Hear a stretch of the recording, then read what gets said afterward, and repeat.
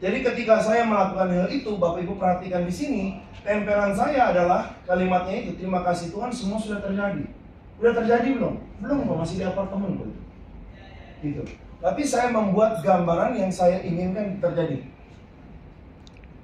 Bapak Ibu perhatikan di sini, dengan kasih kuasa Tuhan, izin Tuhan, kami mencapai semua impian ini secara ajaib, mudah, menyenangkan. Bapak Ibu ucapkan dari tadi?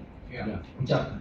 Jadi inilah yang saya tanam getaran saya. Jadi saya mencapai ini dengan cara-cara yang saya tidak bisa tahu. Pokoknya ajaib, lalu mudah, lalu menyenangkan. Bukan susah, lalu menyusahkan. Gitu. Nah, jadi ini contoh gambaran bagaimana energi itu. Ini tadi, Bapak Ibu kalau orang ada di basement, nggak mungkin ada di penthouse. Tadi kalau Bapak Ibu tadi lihat energi yang kita pakai di oil ini dari sini nih 396 nih. Sini terus sampai 963. Nah ini berbicara tentang ground floor, lalu kita ke atas. Nah ini orang di basement nggak bisa bertemu dengan orang yang di atas, karena yang sini pasti ke sini, dia pasti ke bawah, betul ya? Ketemunya nanti di ground floor. Nah di ground floor ini adalah berbicara tentang keseharian hidup kita ini. Kita akan selalu ke atas, mereka selalu ke bawah. Gitu. Oke, kembali lagi ke diffuser tadi, plane wave saya udah cerita tadi pakai. Nah, saya menyarankan teman-teman untuk mulai mencari tahu tentang meditasi mindfulness. Ini sangat powerful sekali. Kalau sudah, bagus sekali, saya mengencourage untuk melakukannya. Nah, ini satu poin penting. Mulai hari ini Bapak Ibu kita praktekkan Hyuna. Hyuna itu begini. Hyuna itu gampangnya adalah analogi kisah nyata anak saya. Anak saya sekarang cowok umur 20 tahun. Waktu umur 11 tahun kami bermain PlayStation, sepak bola. Waktu saya cetak, anak saya udah 3, dia pakai Barcelona, saya Real Madrid, dia udah 3, saya kosong. Berarti yang menang siapa? Anak saya kan? Dia udah cetak 3, saya masih kosong. Permainan masih berlangsung ya. Lalu saya cetak gol pertama. Yang senang siapa? Saya cetak gol untuk ngalahin dia, yang senang siapa? Saya kan? Anak saya ikut senang. Wah, papi keren cetak gol. Saya agak bingung. Saya cetak gol buat ngalahin dia, harusnya yang senang saya, tapi dia ikut senang. Lalu waktu saya cetak gol yang kedua, anak saya lepaskan joystick, lalu tepuk tangan. Papi keren, gol! Kira-kira agak membingungkan nggak ya? Saya pause, saya punya PlayStation, saya bilang sama anak saya, nah, kita bermain ini berkompetisi, papi cetak gol buat ngalahin kamu. Kalau papi senang, wajar. Loh kamu ikut senang. Anak saya bilang ini, papi ketika kita ikut senang dengan orang yang senang, kita menarik kesenangan yang sama datang. Ketika kita ikut berbahagia dengan orang yang sedang berbahagia, kita menarik kebahagiaan yang sama datang dalam diri kita. Ketika ada orang sukses, kita ikut senang dengan orang sukses, kita menarik kesuksesan yang sama dalam diri kita. Itu Hyuna. Jadi mulai hari ini, kalau lihat orang sukses, jangan jahat sebenarnya, tunggu KPK datang. Berarti kita menarik energi apa? Negatif. Kita menarik energi iri hati, sakit hati. Ada di mana? Di basement tadi. Itu terjadi atas hidup kita. Makanya kita yang begitu terus. Supaya kita bisa frekuensi sama dengan dia, lepaskan doa. Dia lagi senang kan? Tuhan terima kasih saya ikut senang dengan teman saya yang berhasil. Tuhan terima kasih saya ikut senang dengan William yang sangat sukses ini. Saya doakan William. Lanjutkan dengan Hyuna itu, selain ikut senang, kita doakan dia. Tuhan saya doakan William semakin sukses, semakin kaya raya, semakin bermanfaat, semakin sehat, semakin bahagia, semakin harmonis di semua area kehidupan. Nah, itu tiba-tiba energi kita boom naik atas. Coba bandingkan ada orang sukses kita ngomong, itu mah pakai gitu, pakai gitu. Berat gak itu? Berat. Tapi kalau teman kita sukses juga, wih selamat ya sukses ya. Bapak Ibu contoh bilang di sini. Ini saya kasih contoh ke ibu yang kemarin waktu menjual 20 M, 60 M itu. Ini ada teman di agent propertinya, selalu berhasil. Nah, lalu saya bilang, Bu, Ibu perhatikan Hyuna. Caranya, kalau lihat teman lagi closing gede, Ibu salaman, Ibu bilang gini, selamat ya William. Wah, saya ikut senang kamu bisa closing gede. Duh, saya doakan kamu closing makin besar makin besar. Bapak Ibu apa yang terjadi? Energinya dia sama saya nempel. Ini yang terjadi. Kalau saya bilang, misalnya nih, iya, itu pasti ada pakai ini, pakai itu. Energi saya ada border, ya. Maka saya dengan dia nggak pernah bisa sefrekuensi. Dia makin naik, kita makin turun. Ya. Harusnya kita sealain dengan dia, ini dia caranya. Sealain. Nah, dari 2011 dia lakukan hal ini. Jadi setiap ketemu dia punya teman-teman, Bapak Ibu kalau lihat IG-nya dia, teman-teman dia kaget-kaget semua. Ya benar, ya gubernur lah, petinggi inilah, petinggi itu. Karena apa? Setiap kali dia ketemu dia selalu salaman dan doakan orang itu makin sukses. Ini caranya, Bapak Ibu. Boleh tepuk tangan buat dia. Anak muda hebat. Hah? Hebat anak muda. Iya. Dia memperhatikan ilmu ini. Jadi Bapak Ibu, ketemu orang itu, lihat orang sukses itu ikut senang aja, ikut senang aja, ikut senang aja. Kalau kita iri hati udah pasti turun energi kita. Makanya kenapa kalau kita bicara tentang energi, Bapak Ibu, suatu hari saya berharap berdoa, Mr. Perry bawa alatnya. Bapak Ibu lihat sendiri nih alatnya. Saya sejak lihat alat itu, sudut pandang saya, point of view saya berubah total. Masa ada orang, ini energinya, dia waktu makan malam tuh dia udah cerita lah, dia punya masalah apa. Kalau masih ingat ya Pak Naga ya? Ya, cerita semua masalah hidupnya dia, penyakitnya dia, keluar batunya sampai 5 warna. Tapi yang saya mau bilang adalah waktu dia ditaruh tangannya di mesin, Bapak Ibu, di mesin aura yang Mr. Perry bawa waktu kita detox di Batam, waktu dia taruh aja, gede Bapak Ibu. Tapi warnanya kacau balau. Artinya ada orang yang energi besar tapi berantakan. Apa yang terjadi kalau orang ini, lu bilang boleh kesini lagi ya, saya contohkan ya.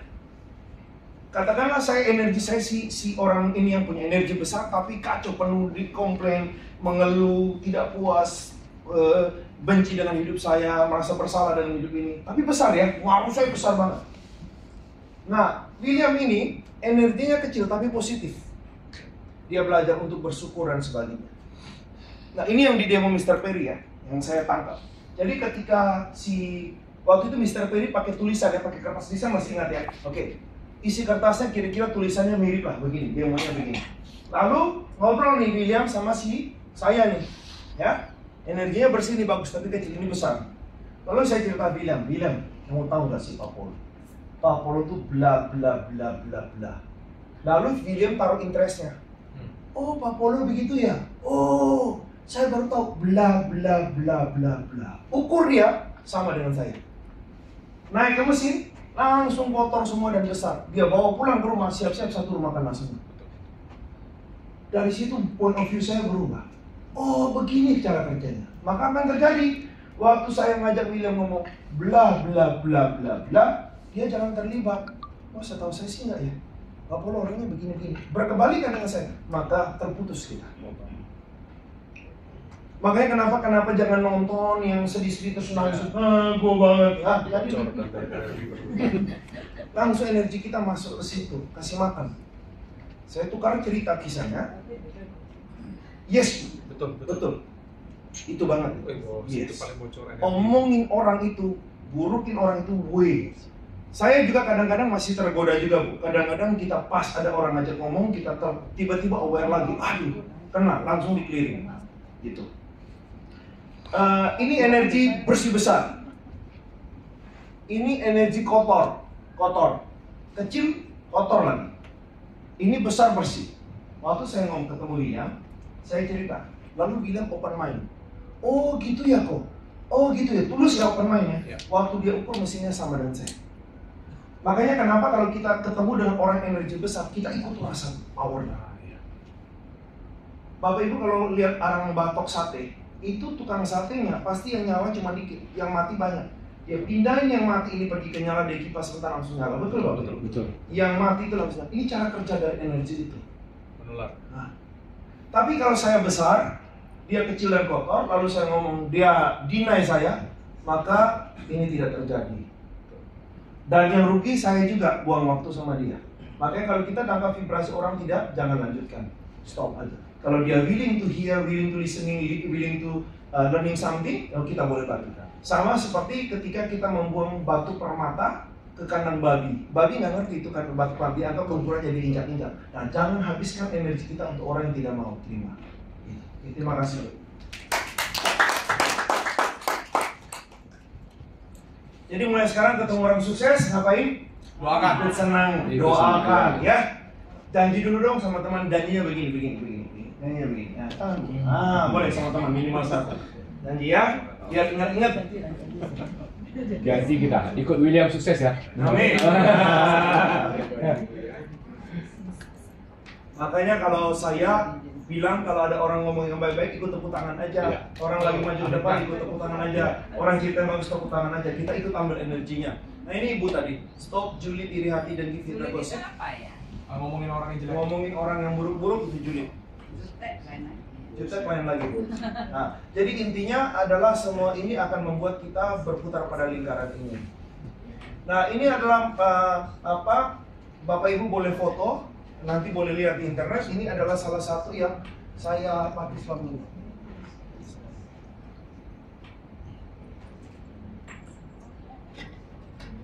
Nanti ini di kelas yang lain saya akan jelaskan ya. Nanti Bapak Ibu tolong lihat aja sedikit ya. Oke, kita akan fokus ke uang. Kita miskin bukan karena Tuhan, kita miskin karena ayahmu tidak pernah bikin menjadi kaya. Ini S.B. Fuller waktu mamanya kasih nasihat ini. S.B. Fuller adalah orang yang kaya sekali, tapi pada waktu masa kecil miskin. Dia bilang sama mamanya, mama Tuhan gak adil sama kita, kenapa kita miskin ya? Mamanya bilang kita miskin bukan karena Tuhan, kita miskin karena ayahmu tidak pernah berpikir untuk menjadi kaya. Jadi di dalam kepala papanya, di dalam benak hati bapaknya gak pernah ada keinginan untuk jadi kaya. Maka kalau tidak ada hukum daripada program tadi apa? Di dalam kalau nggak ada, di dalamnya miskin, maka di luar Miskin. Nah makanya kenapa ini tidak terjadi kaya ini? Karena di dalam diri papanya tidak ada program kaya tadi. Jadi kalau hari ini kita struggle dengan uang, bisa jadi kita nggak ada program kaya itu. Yang ada adalah program miskin. Contoh misalnya, Bapak Ibu perhatikan di sini, ada kalimat ini, berbahagialah orang yang miskin di hadapan Allah karena mereka yang punya kerajaan surga. Pernah dengar ayat ini? Pernah. Ayat ini kalau salah dipresentasikan dibilang begini, lebih baik miskin. Masih ingat cerita saya? Papa saya ngomong apa? Nah, kita miskin masuk surga, kaya masuk neraka. Karena datang dari ayat ini. Jadi, point of view-nya papa saya adalah secara harafiah, padahal kenyataannya begini nih Bapak Ibu. Saya punya teman kaya banget. Setiap kali kalau saya bilang sama dia, wih hebat ya, kamu kayanya luar biasa, pasti ada air mata di pelupuk matanya. Lalu dia akan lanjut dengan kalimat, siapalah saya ini, semua punya Tuhan, sejentik jari semua hilang musnah. Bapak Ibu, orang ini secara lahiriah fisikly kaya nggak? Kaya, tapi hatinya miskin. Karena apa? Dia tahu segala miliknya kepunyaan. Ada nggak orang yang lahiriah nggak ada apa-apa tapi sombong banget hatinya? Ada. Itulah yang dimaksud sebenarnya. Jangan dibalik. Berbahagialah orang yang miskin di hadapan Tuhan, karena Tuhan lihat hati. Manusia lihat depan mata. Secara lihat depan mata teman saya kaya, tapi hatinya miskin karena dia tahu semua milik kepunyaan Tuhan saja. Orang inilah yang di surga, bukan lahiriah miskin. Papa saya dengan segala keterbatasannya menafsirkan dengan cara yang kurang tepat, mengatakan bahwa kita miskin aja supaya kita benar di hadapan Tuhan. Bisa ikuti Bapak Ibu? Ya, oke. Jadi kalau hari ini ada mental block takut kaya, atau ada belief system yang merasa bahwa lebih baik saya miskin supaya masuk surga, maka kita tidak akan pernah bisa dapat ini kekayaan. Hukumnya begitu, energi. Ada orang bilang saya uang tidak dibawa mati. Pernah dengar? Sering. Uang tuh tidak dibawa mati. Sudahlah, jangan terlalu fokus sama uang. Bapak Ibu kalau pergi ke rumah saya, sekarang ini sudah kurang ya. Kalau dulu saya punya pohon buah-buahan semua. Sejak saya pakai rumah saya sekarang buat training segala macam, buat terapi, saya udah nggak pernah terlalu kurus. Jadi pohon-pohon saya banyak saya kasih ke orang karena harus siram setiap hari, kasih pemupukan. Saya nggak sanggup, ada 28 pohon. Tapi Bapak Ibu kalau di masa itu, Bapak Ibu kalau lihat pohon apel saya sekali berbuah bisa ribuan, sawo saya bisa berbuah ratusan, jambu dan sebagainya. Semua orang datang dengan satu kalimat aja, manis banget.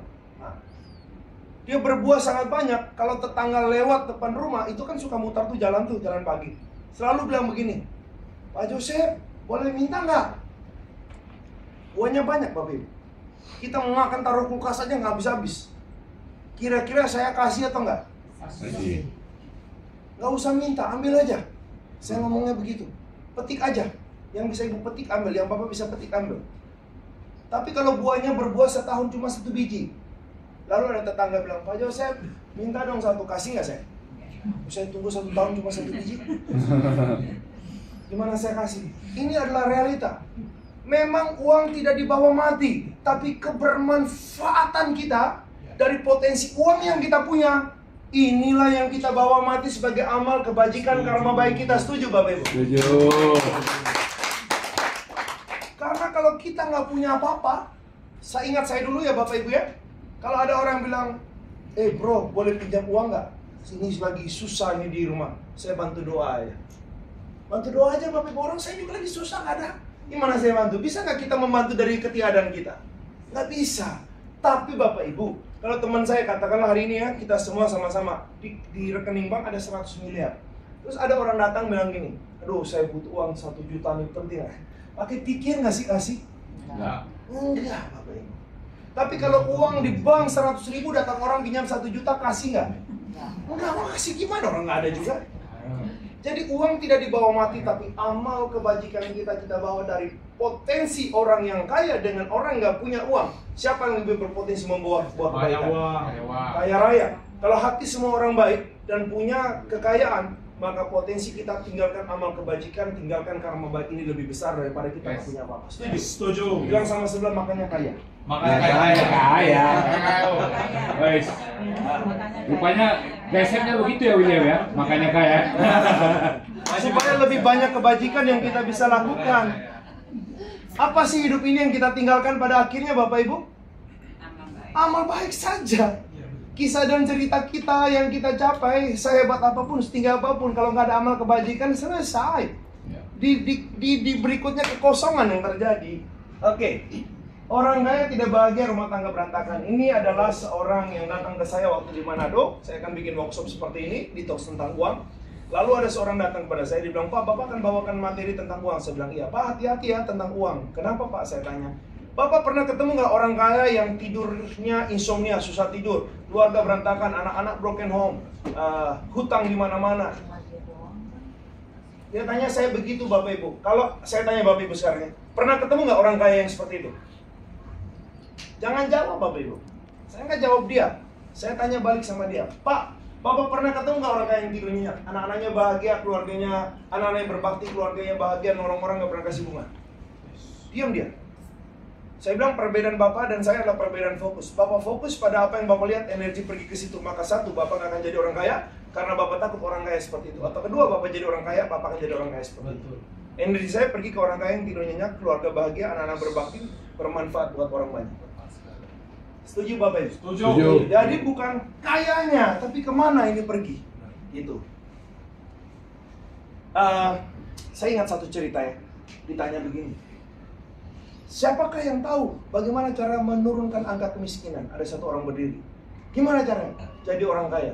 Loh kenapa? Karena dengan saya jadi orang kaya berkurang satu orang miskin di Indonesia. Setuju Bapak Ibu? Setuju. Oke. Cinta akan uang akan segala kejahatan. Pernah dengar? Pernah dengar. William Michael sih udah merdeka. Saya izinkan Bapak Ibu cerita ya.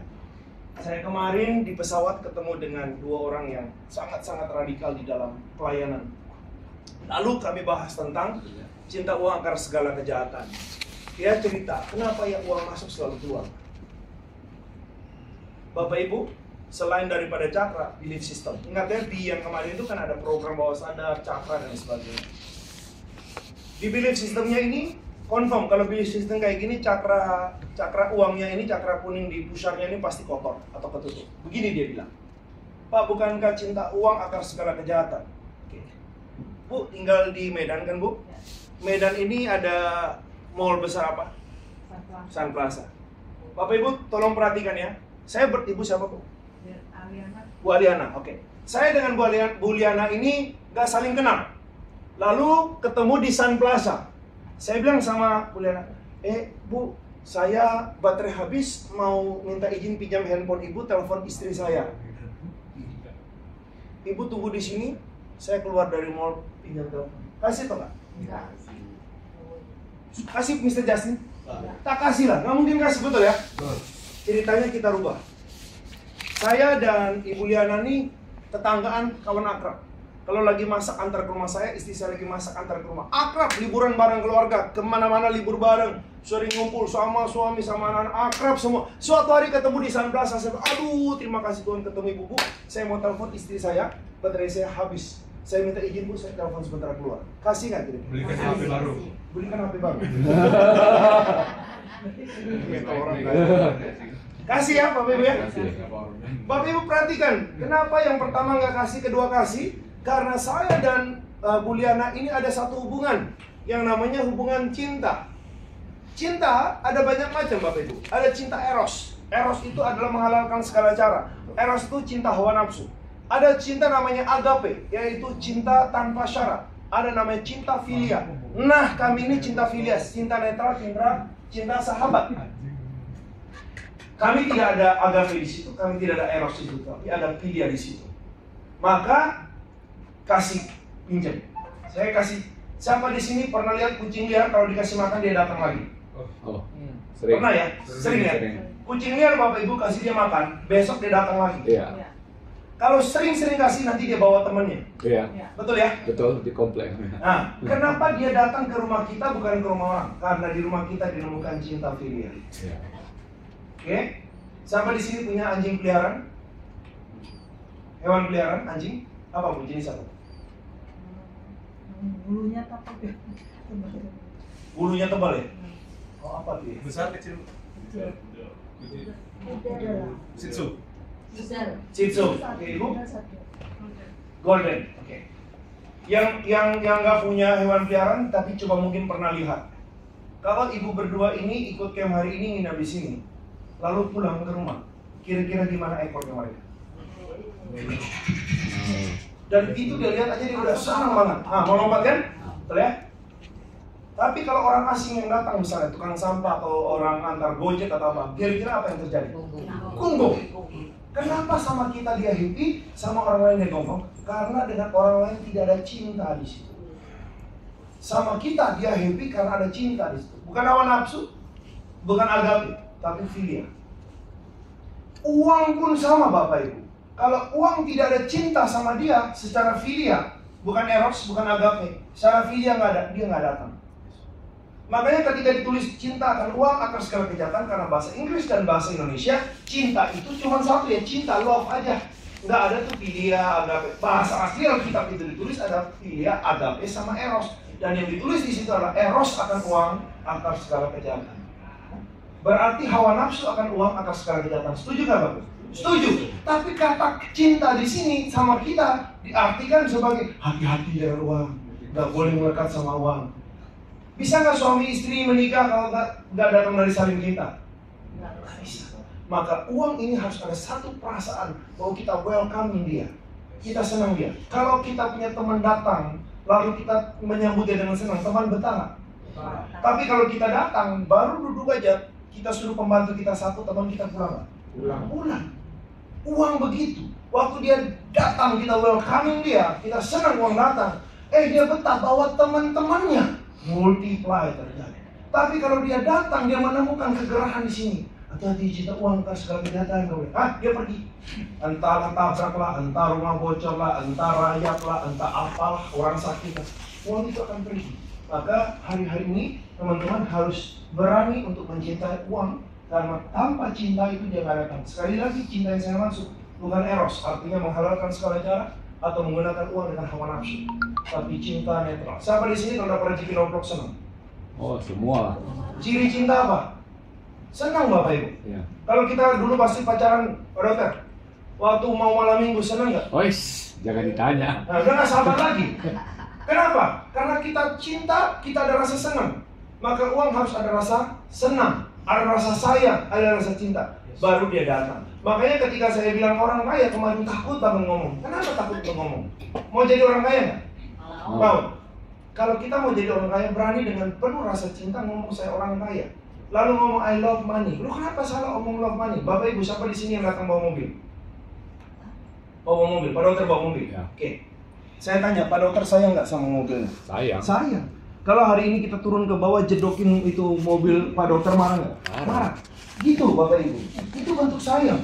Loh kenapa harta benda kita, rumah kita sayang, mobil kita sayang, apalagi kita sayang. Ibu-ibu kalau di rumah gitu ada apa tuh piring yang pecah, mangkok yang pecah, sayang nggak? Sayang. Sayang nggak sama dia tuh? Sayang sebenarnya. Lalu kenapa uang yang sumber untuk datangkan mobil, rumah, piring kita nggak sayang? Nah, ibu sayang karena ibu merdeka. So boleh angkat tangan? Angkat tangan. Taruh dada bilang saya orang kaya. Saya orang kaya. Terus tutup mata bilang I love money. I love money. Yes, gitu dong. Banyak uang bisa lupa Tuhan, banyak uang keluarga ribut. Bukan karena uang lah, nggak ada uang pun bisa lupa Tuhan. Ya, Betul. nggak ada uang pun bisa keluarga ribut.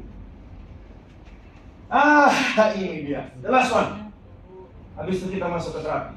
Tuhan memenuhi apa yang aku butuhkan dan bukan yang aku inginkan. Yang sudah tahu tolong diam, yang belum tahu. Jika Anda menemukan di sosial media ada tulisan Tuhan memenuhi apa yang aku butuhkan dan bukan yang aku inginkan. Siapa yang setuju angkat tangan? Jujur. Yes, terima kasih. Jujur, terima kasih. Saya ulangi ya, terima kasih dan Tuhan memenuhi apa yang aku butuhkan dan bukan yang aku inginkan. Siapa yang setuju angkat tangan? Oke, baik.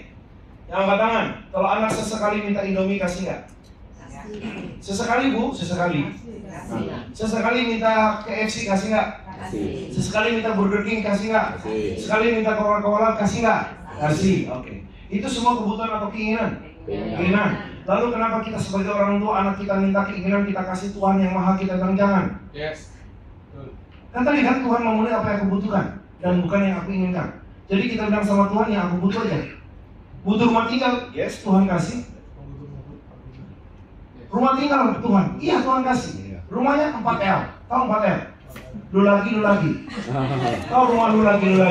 Makan ya di situ, ruang tamu ya di situ, kumpul keluarga ya di situ ya lu lagi. Bapak Ibu, kalau minta Lamborghini itu kebutuhan atau keinginan? Keinginan. Kalau minta rumah mansion, house dengan segala fasilitas kebutuhan atau keinginan? Keinginan. Lalu kita bilang sama Tuhan yang itu jangan kasih. Ya benar kan tadi kan? Ya. Kita yang membatasi Tuhan. Ingat, kita adalah hasil belief system kita. You got what you believe. Kamu bukan mendapatkan apa yang kamu inginkan. Ingin punya rumah mewah. Ingin. Tapi ngomongnya Tuhan memenuhi yang aku butuhkan, bukan yang aku inginkan. Rumah mewah kebutuhan atau keinginan? Keinginan. Nggak bisa kasih. Kenapa? Kita yang menolak dalam belief system. Seolah-olah berkat itu nggak bisa masuk karena dia mengetuk pintunya tertutup. Maka bagaimana cara ngomong? Tuhan memenuhi apa yang aku butuhkan dan yang aku inginkan. Soal kasih nggak kasih urusan Tuhan, tapi saya tidak membatasi Tuhan. Ada dan. Jadi Tuhan memenuhi aku butuhkan dan yang aku inginkan. Soal yang aku inginin Tuhan kasih nggak kasih urusan Tuhan. Tapi dengan keberanian aku untuk melihat apa yang aku inginkan pun Tuhan sanggup untuk sediakan, maka bersiaplah yang kita inginkan untuk terjadi. Yes. Go! Jantungnya oke kan Bu ya? Jantung ibu berdua oke kan? Soalnya dekat anak muda ini saya pun jantungnya. Oke. Saya di Padang. Ada anak-anak muda tanya saya, gini, Bapak Ibu. Ini kisah dalam Alkitab ya, biar Bapak Ibu tahu supaya Bapak Ibu mengerti. Saya cerita sedikit. Di dalam kisah itu dikatakan ada seorang janda miskin memberi persembahan. Lalu dia ngomong, Tuhan aku memberikan dari kekuranganku, gitu. Yang satu orang kaya, dia sambil ngasih banyak nih, lebih banyak dari orang janda miskin. Dia sambil ngasih kayak gini. Lihat tuh janda miskin. Kasih sedikit dong, lihat saya dong kasih banyak. Oke? Lalu saya ditanya, kenapa persembahan janda miskin justru diterima Tuhan? Persembahan orang kaya nggak diterima Tuhan? Saya bilang saya tukar ceritanya ya, saya tukar cerita. Ini cerita kedua. Janda miskin kasih persembahan dia bilang gini, Tuhan, saya udah susah, Tuhan gak berkati, saya harus kasih lagi. Lalu yang satu bilang gini, Tuhan, semua yang kumiliki sebenarnya adalah anugerah-Mu, nikmat yang Kau kasih. Apa yang kuberikan ini tidak seberapa. Terima kasih kesempatan saya untuk ngomong. Kira-kira persembahan siapa yang diterima? Berarti bukan soal jumlahnya, sikap hatinya. Kebetulan sikap hati yang orang kaya ini sombong. Kebetulan di kisah itu dia sombong, maka persembahan janda miskin yang sikap hatinya benar diterima. Jadi bukan soal jumlahnya. Jadi banyak orang takut menjadi kaya karena mereka berpikir mengasosiasikan dirinya kaya sama dengan begitu. Bisa pahami Bapak Ibu? Salaman sama kiri kanan bilang jadi orang kaya. Jadi orang kaya bro. Jadi orang kaya sis ya. Oke.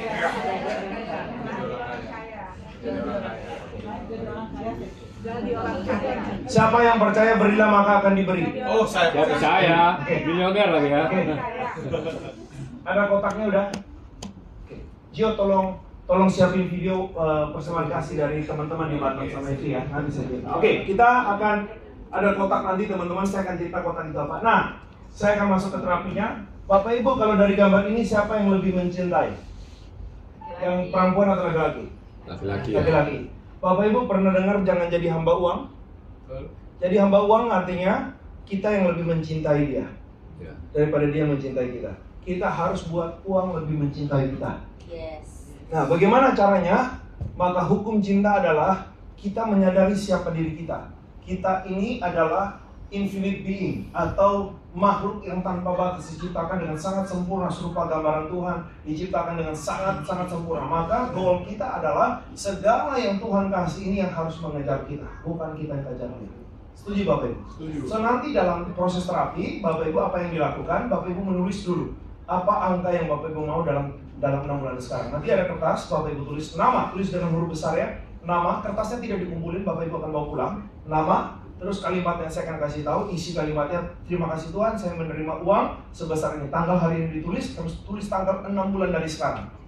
Jadi terima kasih Tuhan, saya menerima uang sejumlah ini tanggal sekian, yaitu 6 bulan dari sekarang.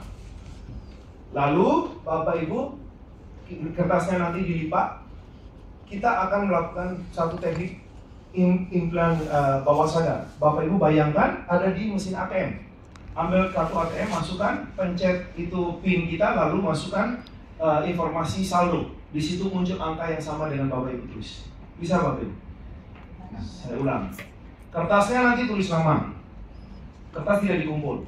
Kalimatnya saya sudah atur. Nanti teman-teman ini tuh. Tuhan terima kasih. Saya memiliki uang sejumlah yang mana Bapak Ibu mau. Terus tulis tanggal 6 bulan dari sekarang. Oke. Bisa ikuti? Nah, kertasnya nanti, saya udah siapin tulisannya. Lalu nanti kita pejamkan mata, kita akan masuk ke mesin ATM. Dalam imajinasi, ini kata imajinasi. Kita masukkan ATM, lalu kita pencet, kita punya PIN, kita pilih informasi saldo, pop up angka yang kita tulis tadi. Waktu di informasi saldo, angkanya keluar. Kalau kita tulisnya 100 miliar, keluar tuh di situ 100 miliar. Bisa Bapak? Bayangin, oke? Lalu angka ini nanti akan keluar masuk ke badan kita. Jadi kita memprogram energi uang 100 miliar ini kongruen dengan kita, masuk ke badan kita. Lalu setelah itu kita akan keluarkan ini ATM, kita akan keluar dari mesin ATM, ruangan ATM. Waktu kita keluar dari mesin ATM, Bapak Ibu bayangkan uang seperti fans yang ngejar kayak gini.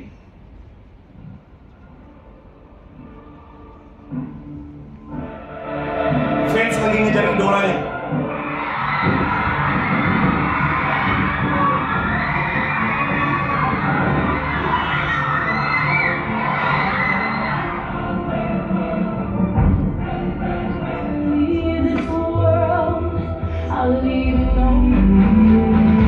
Pokoknya uang itu sedih kalau nggak bisa masuk rekening bank kita. Dia sedih kalau nggak masuk ke dompet kita. Uang dia rasanya senang banget sama kita, idola banget sama kita. Kita kemanapun dia mau. Apa yang kita kerjakan dia mau datang. Oke? Jadi bukan Justin Bieber. Jadi Bapak Ibu keluar dari situ ngebayang uang tuh ngejar kemana kita langkah deh, histeria, seneng banget, ketawa seneng banget mau ketemu kita. Bisa dibayangkan? Bisa. Nanti dia datang kayak gelombang tsunami itu kemana-mana kita jalan diri, mau masuk ke dompet kita segala macam. Waktu Bapak Ibu melakukan itu secara energi kongruen, berarti dia betah. Dari situlah saya akan masukkan money magnet. Bisa Bapak Ibu? Bisa. Oke. Sip. Bisa. Kodenya udah. Ini kodenya, Bapak Ibu tolong tulis kodenya. Nama dan kode ini ditulis bagian atas. Nama dan kode ini. Kode ini adalah kode dari Mr. Perry ya. Mr. Perry akan kirimkan energi ke kode ini. Ke kertas-kertas yang menuliskan kode ini, Mr. Perry akan kirimkan energinya. Kertasnya disimpan.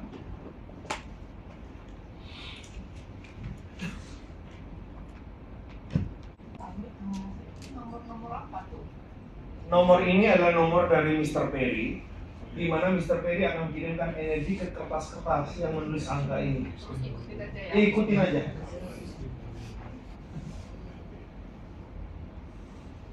Enam bulan dari sekarang tanggal berapa? 25.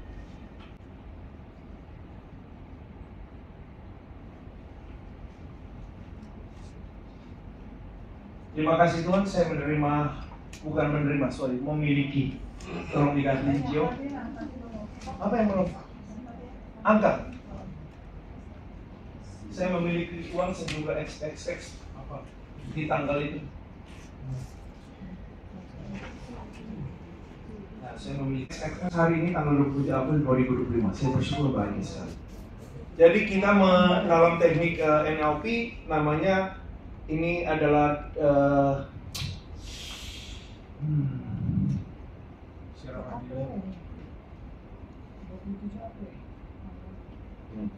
timeline terapi. Timeline terapi maksudnya saya memindahkan hari ini menjadi hari tanggal 27 April 2025. Bahwa uang yang sejumlah XXX itu sudah kita miliki. Tanggal ini? Tanggal 27 April 2025. Jadi kita memindahkan di 2025 itu angka yang ibu tulis ini sudah terjadi. Ini yang tadi itu Bu, kita ada di sini, kita mau ke Jakarta, kita ngomong hari ini nih di sini. Tuhan terima kasih saya sudah punya uang ini.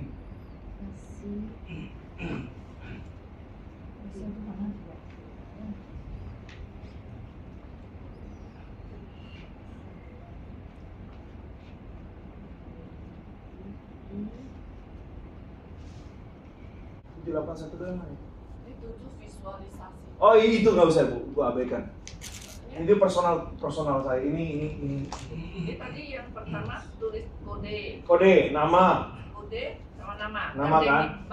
Nah, belakangnya nama. Nama ya di belakang atau di bawahnya. Karena itu kan nanti kata ibu simpan. Tapi yang paling penting ini kode dan ini. Kode dan ini. Ini yang penting nih. Terima kasih Tuhan saya memiliki uang sejumlah berapa yang ibu mau 6 bulan dari sekarang. Ini yang penting. Ya. Oh, depan atas tuh kodenya. Kode juga penting karena Mr. Perry akan kirimin energi ke situ ke kode itu. Hanya kertas inilah yang menuliskan kode inilah yang akan dikirim energi.